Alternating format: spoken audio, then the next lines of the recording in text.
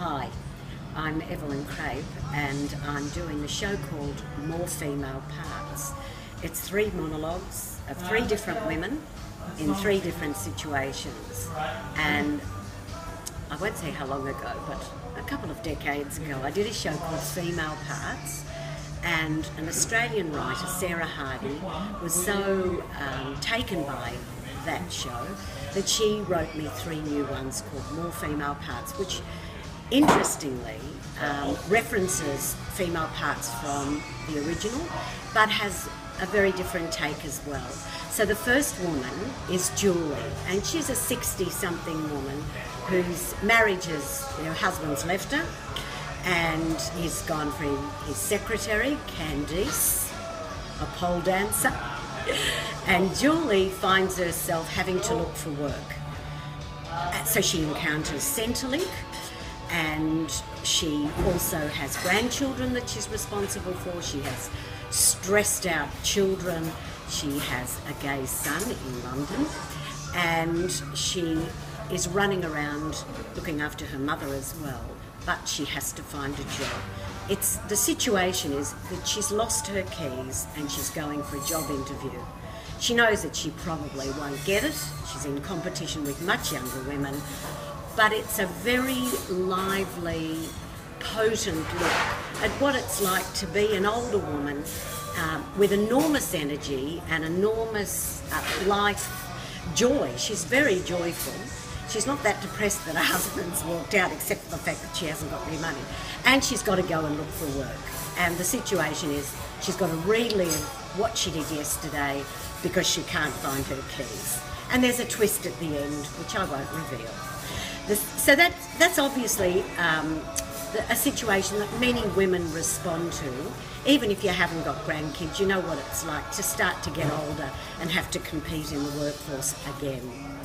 The second one is set in 2044 and it's called Penthouse Woman.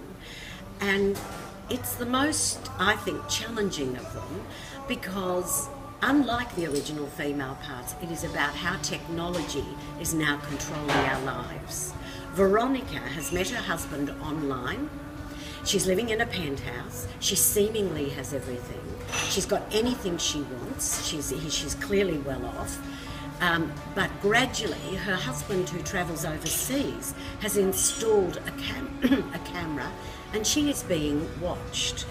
She has a robot, Pal, who you hear but don't see, who controls through her husband everything she does. So gradually her world is becoming narrower and narrower, and she can't get out of her penthouse and doesn't quite want to because of news bulletins that are coming through about women being bashed and assaulted out in the streets.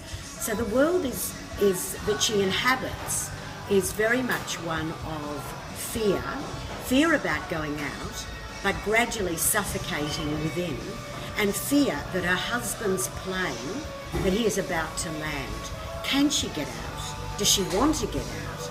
And how might she do it? And interestingly, she takes on this robot and she challenges him. And I won't tell you how that ends either. So I think that appeals to women and men of all ages, particularly given what's happening in the news and the discussions that are going on about domestic violence, about what it means to be in a controlling situation in a relationship, and how women denigrate themselves and believe it's their fault, and how quickly and incrementally that situation can build to where you suddenly are aware that you're trapped and you can't get out.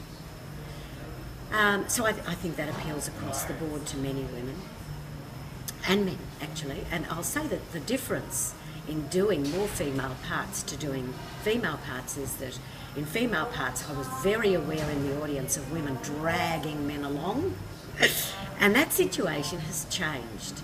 In fact, there was a woman in an audience who said to me that her stepfather had dragged her mother along because he'd seen the original. So there is a very much a change in our community too, where I think men are very much more open to wanting to change the situation for themselves and women as well. The last one is a fantasy. It's a fairy tale. Emily has aspirations to become an economist. And it very much uses fairy tales, the Hobyahs and the gingerbread house. And so in the guise of a fairy tale, you see this young woman who has a dolly called Fluckety Dolly, who tries to give her advice. Against Fluckety Dolly, she has her very, very good sister Angelica, who's perfect, and Emily is not. Into that mix is Graham, the garden gnome, who's very lucky because he has a fishing rod, which girls don't have. And Emily aspires to go to university, to the ivory tower of knowledge, but she finds that the ivory tower of knowledge is one thing, getting to the top when she gets out is another. And that is very true, obviously, socially now too, that women struggle to reach the top of their particular profession or in business, and that you know, even when women are leaving university in greater numbers than men, doing better at schools, still women are less represented across the board at the top of organisations.